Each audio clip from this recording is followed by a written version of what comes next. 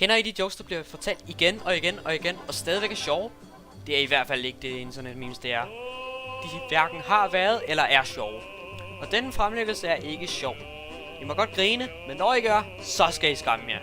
Præsentationen, og især det vi præsenterer, er nemlig lige så åndssvagt som denne bog om dårlige vittigheder og kristen pis, som en nabo desværre lige har skrevet.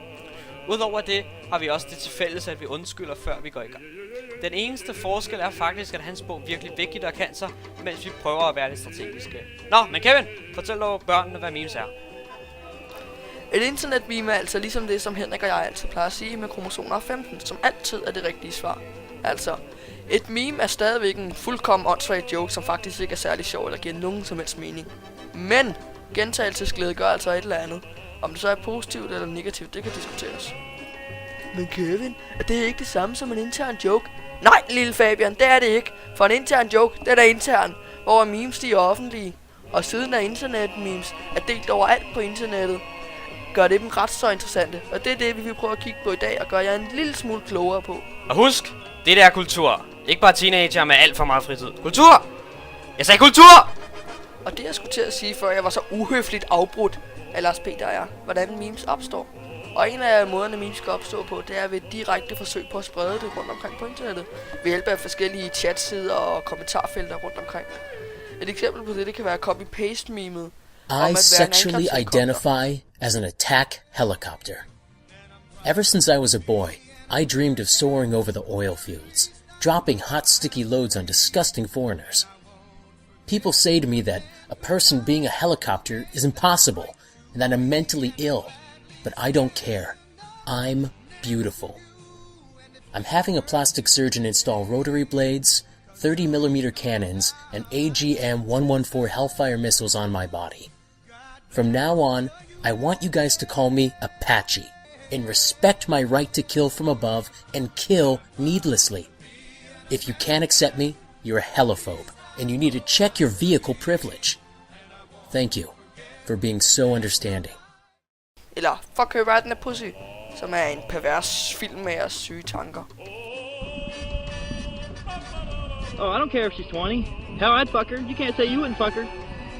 Maybe that's what I'll do when they find her. I'll go and fuck her. Fuck her right in the pussy.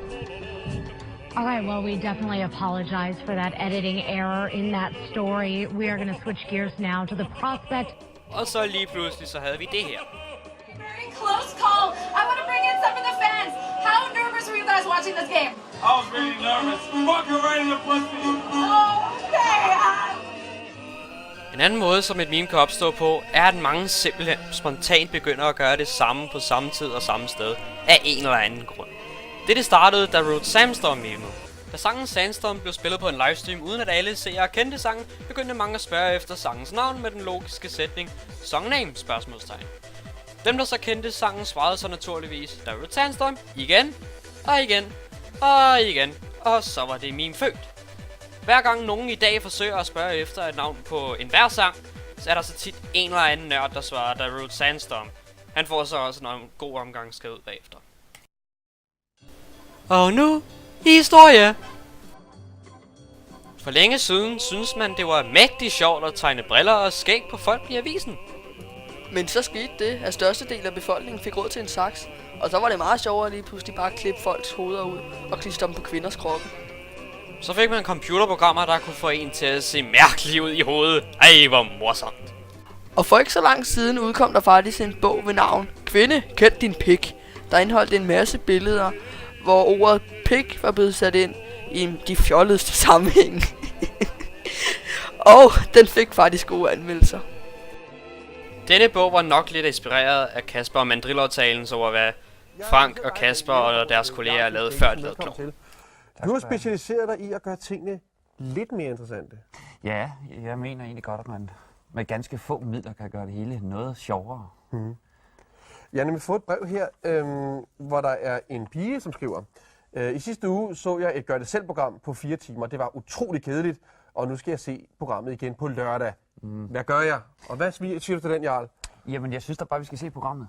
Ja, lad os prøve at kigge en gang. Hvad er det for et program? Det er et gør-det-selv-program. Ja. Det hedder Krydsfiner og Bræt, Ja, og det er utrolig kedeligt. Vi skal arbejde i krydsfiner og vi skal arbejde med bræt bagefter. Men det er meget kedeligt, ikke? Ja, det er utroligt kedeligt. Hvad gør vi her? Jamen, der er det så, man har mulighed for selv at sidde derhjemme og peppe det hele lidt op. Ja. Ved at lægge nogle små bemærkninger ind. Lad os prøve at se, Lad os prøve at se det. Først bruger vi saven. På pikken. Og så skal vi også huske at bruge vinklen. På pikken. Ja. Du kan godt mærke, at det bliver noget sjovere, ikke? Lige pludselig. Og i dag...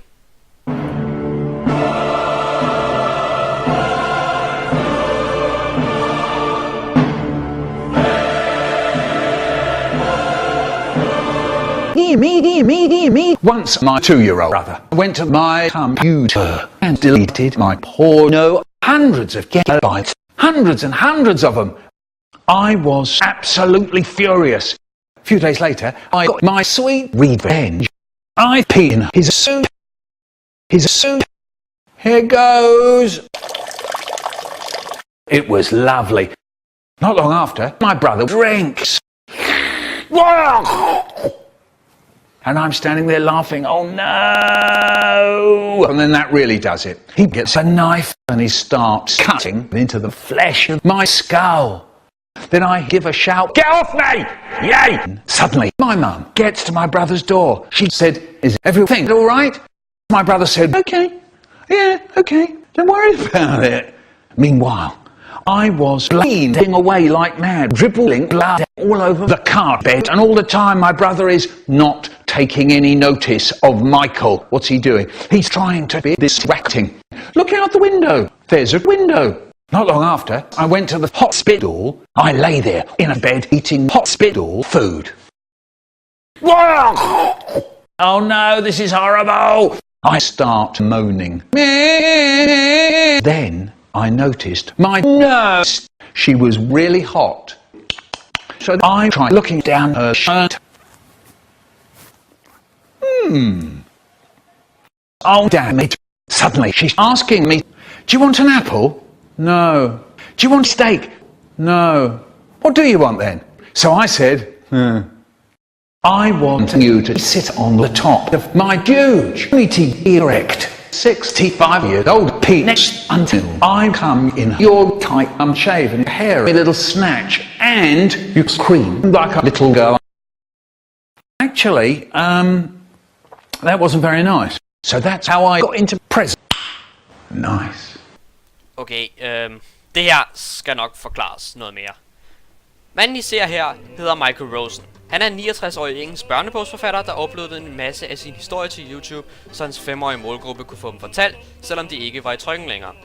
De indeholder en masse ansigtsudtryk, store armbevægelser og ord, som er perfekt for de såkaldte poopers, som er YouTubere, der producerer disse YouTube poops. Som er videoer, der mixer noget original og får det til noget, sådan noget som det her. Fuldstændig ligesom alt det andet, vi lige har nævnt. Det er langt fra kun Michael Rosen, der er blevet poopet, som man kalder det.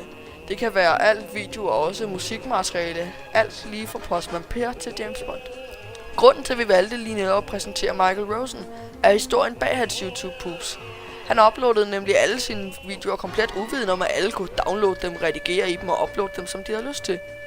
Og fordi hans videoer var så velegnede til YouTube-poops, kom der oceaner af dem på næsten ingen tid. Han begik så den kæmpe store fejl og forsøgte at få YouTube til at tage videoerne ned på grund af sin copyright, og at børnene fandt hans YouTube poops i stedet for hans originale videoer. Flere forældre skrev også mails ind til ham, hvor de spurgte, om han var okay, hvilket man godt kan forstå. Dette udløste så en bølge af had imod ham, og pooperne argumenterede sig for, at børn ikke burde surfe nettet alene, ellers så kan de finde sådan noget som det her. Han fortrød så hurtigt bagefter, at han havde taget videoerne ned, men han har så med tiden udtalt, at han ville sagsøge hver en af dem, hvis han kunne og havde tiden til det. Så i forlængelse af Susis pædofili skal du altså huske på, at det du uploader kan blive til memes. I dag skal alting deles, og det er helst kun de gode øjeblikke, der skal deles. Det gælder absolut også i computerspil, og derfor kan man finde et ocean af komplet ens videoer, fuldstændig ligesom den her, som nærmest udgiver sig for at være definitionen på moderne kunst.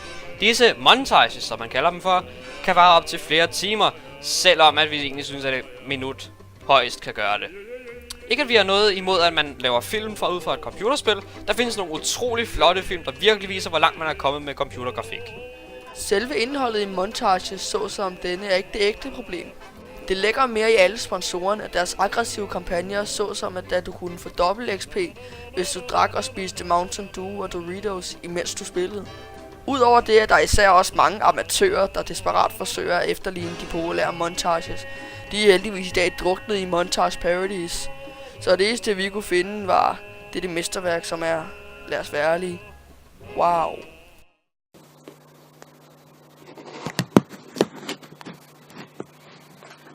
Hej, jeg hedder Tobias. Jeg plejer altså at løbe herop, så plejer jeg at løbe rundt og op ad Morsomtorsk. Jeg plejer altså at lære mig lidt musik.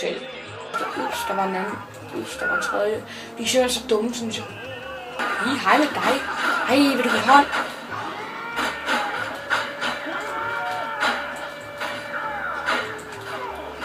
Ja, hej med jer. Ej, hvor er jeg så hjælp. Hvor er jeg så... I er gode til at byde velkommen, synes jeg. Det synes jeg sgu, de er. Hej med dig, hvad hedder du? Ej, du skal ikke en iPhone, det er sgu da ondt.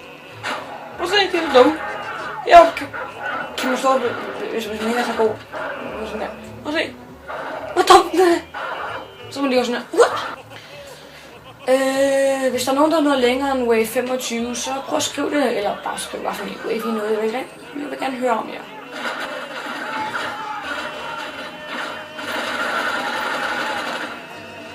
Hold da kæft, man, det var 3 mod 1, man, så kunne ingen ramme mig. Det er det dummeste mennesker, jeg nogensinde har set, der ikke kan finde ud af at ramme en. Den er 3 og så. Hvis der er nogen, der prøver nogle sjove øjeblikke med sådan nogle mænd, kunne I lige skrive det, hvad det er, I har prøvet, fordi det vil jeg gerne høre om. Det er en hel masse sjove ting, jeg også har prøvet med dem her. Hvor de er så dumme.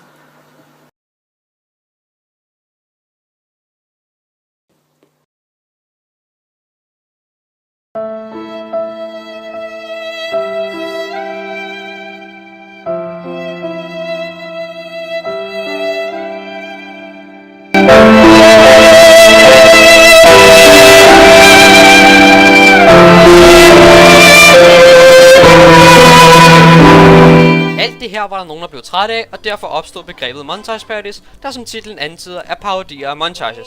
Opskriften på en montage parody er brølende dubstep, epilepsianfald og en masse andre memes, som for det meste af tiden egentlig ikke har noget med montages at gøre.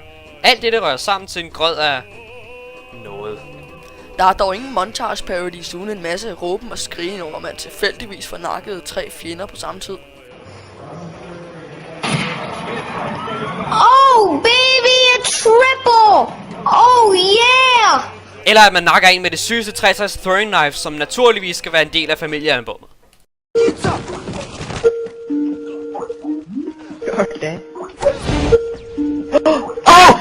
Oh my god!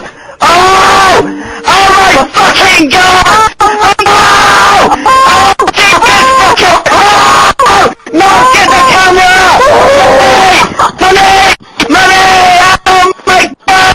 Montage parodies kan handle om alt, selvom de startede som parodier på montages, og kun montages. Men nu kan de handle om alt, lige fra en fodboldkamp til en politisk debat til en reklame, som er det vi skal se nu. Boys, can I get some help? I don't know, can you?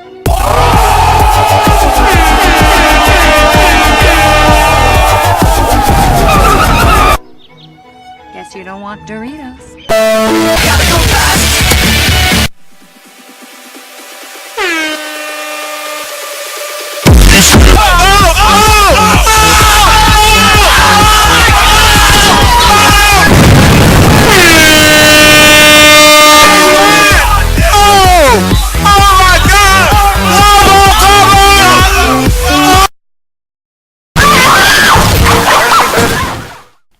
Det er ikke alle montage parodies, der er lige godt redigeret, og som I nok kunne se, var den her lidt primitiv.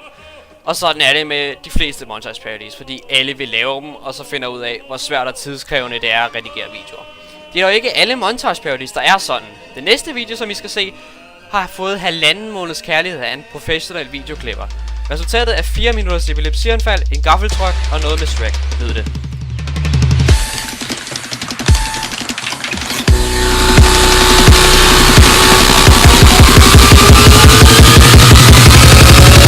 clever vocal sample.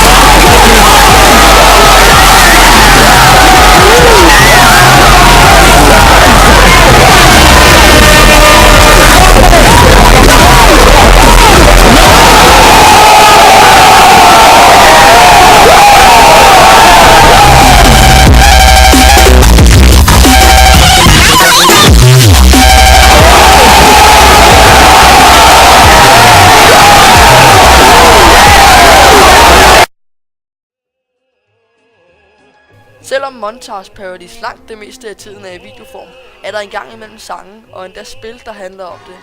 Og her til at slutte af med, skal vi prøve en af disse spil, Eva vil demonstrere.